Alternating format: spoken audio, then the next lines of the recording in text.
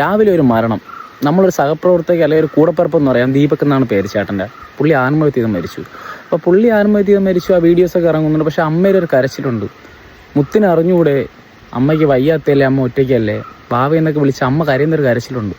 അത് കരയുന്ന അമ്മയാണ്. അതായത് ജനിപ്പിച്ച് സ്വന്തം മോന് ഒരു നേരത്തെ ആഹാരം വാരി കൊടുത്ത കൈ കൊണ്ട് തന്നെ മരിച്ചു കിടക്കുന്ന ആ മോൻ്റെ മുഖത്ത് പിടിക്കുന്നൊരവസ്ഥയുണ്ട്. മനസ്സിലായില്ലേ? ഭയങ്കര അവസ്ഥയാണ് അത്. ഓരോരുത്തരുടെ വീട്ടിൽ വരുമ്പോഴേ അവർ പഠിക്കൂ. അപ്പോൾ ഇതിന് കാരണക്കാരി ഒരു ചേച്ചിയുണ്ട്.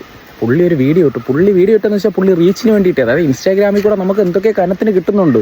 കിട്ടുന്നവരുണ്ട്, ഇല്ലാത്തവരുണ്ട്. പക്ഷേ ഇത് കിട്ടാൻ വേണ്ടിയാണ് അത്യാവശ്യം നല്ല റീച്ച്. അതായത് പുറത്തൊക്കെ ഇറങ്ങുമ്പോൾ ആൾക്കാരാതോ മറ്റേ ചേച്ചിയുടെ പോകണം, എൻ്റെ ഫോട്ടോ എടുക്കും, മറ്റേ വിചാരമൊക്കെ വെച്ചിട്ട് ചെയ്തതാണ്. പക്ഷേ പുള്ളി മരിച്ചുപോയി. ആ ചേട്ടൻ മരിച്ചുപോയി. കൊന്നതല്ലേ നീ കൊന്നതല്ലേ? നീ ഇപ്പോൾ അക്കൗണ്ടും പൂട്ടി വെച്ചിട്ട് നീ പ്രൈവറ്റ് ആക്കിയിട്ട് നീ എന്തോ ചെയ്യുന്നുണ്ട്? നീ രക്ഷപ്പെടൂ? ഞാൻ ചോദിക്കണം, നീ രക്ഷപ്പെടൂ? ഒരു അമ്മയുടെ കണ്ണുനീരൊക്കെ പറ്റിക്കഴിഞ്ഞ് കഴിഞ്ഞാൽ പിന്നെ ഒഴുത്ത് ചാവുമെന്നൊന്നും പറയാൻ പറ്റൂല. പിന്നെ വേറൊരു കാര്യം കൂടെ ഉണ്ട്. നിയമം എല്ലാവർക്കും ഒരുപോലെ അല്ല.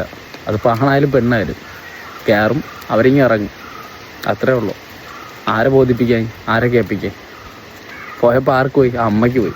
പക്ഷെ ഞാൻ ഇപ്പോഴും പറയാം, അമ്മയുടെ ഒരു കരച്ചിൽ, അമ്മയുടെ ആ കണ്ണുനീര്, അതിൽ തീർന്നു നിൻ്റെ ലൈഫ് തീർന്നു.